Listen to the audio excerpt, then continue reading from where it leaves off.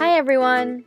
Today, we're going to be talking about how to be connected on the internet, wirelessly. Personally, I always found the internet useful when I needed to talk to my friends and family who lived far away. In the early 1900s, it would have taken weeks or even months to send a simple message to a loved one. However, in the present day, communication is seconds away with a computer, laptop, or cellular device. Let's spice things up a bit. Okay, Siri, thanks for that. Anyways, moving on. Connectivity deals with how people are able to share and spread ideas, thoughts, and words in cyberspace through the use of physical infrastructure. Different types of wires and cables make this process possible. However, have you ever wondered how you can access the internet on your phone wirelessly? Today, I wanted to take on a challenge and see if I could teach this concept to my sister Liz.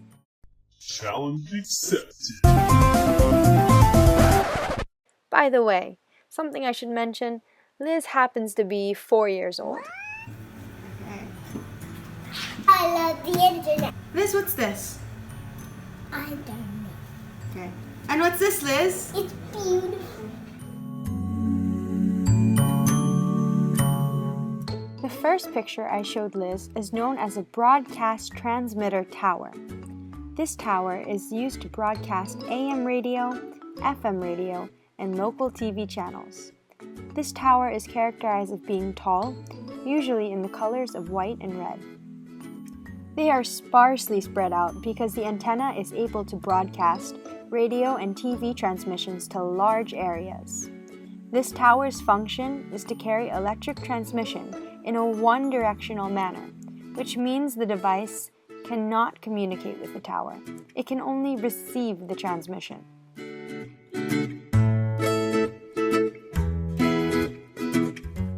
Now, the second picture Liz saw is what I'll focus on for today. It's known as a cell site or cell tower. This tower is used to send and receive signals on a wireless device, such as your cell phone. Compared to the broadcast transmitter, the cell tower appears to be shorter, with white vertical antennas positioned in 3 groups of 180-degree angles in a hexagonal shape. Cell towers are usually put on radio masts or stand on their own.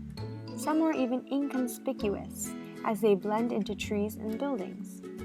Multiple cell providers such as Verizon and AT&T will share the same structures for housing their equipment. They are sparsely spread out because in order for the antenna to both send and receive information, it must cover a shorter amount of coverage area. In suburban areas, these cell sites are spaced out about 1 to 2 miles apart, and in urban areas, they're as close as 1/4 to 1/2 of a mile apart. Another difference between the two is that cell towers are two-directional, which means both the device and the tower can send and receive signals to and from each other. Your cell phone determines the closest cell tower and uses that cell tower signal. Those little bars on the upper hand corner of your cell phone indicate the strength of the signal. In order to make this concept a bit more clear to my 4-year-old sister, we took a walk outside the neighborhood to look for a cell site. Within steps outside the house, we were able to spot one. I found it. I found it. I found it.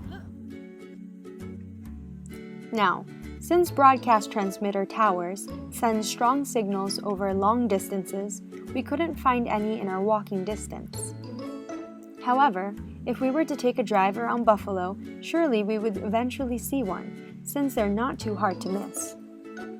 To sum up, connectivity is around us everywhere, whether it's for TV, radio, or internet. Different types of connection come in various sizes, shapes, and forms. With this said, different types of infrastructure must be built in order for the world to get connected, whether it's at work, school, or home. Imagine what our world would be like if future computer scientists and engineers are able to develop and innovate new ways and technologies that will improve our invisible network. People from all over the world will be able to have access to internet through wireless connections. It can easily be said that this will be humanity's main platform of communication and technological advancement in the future.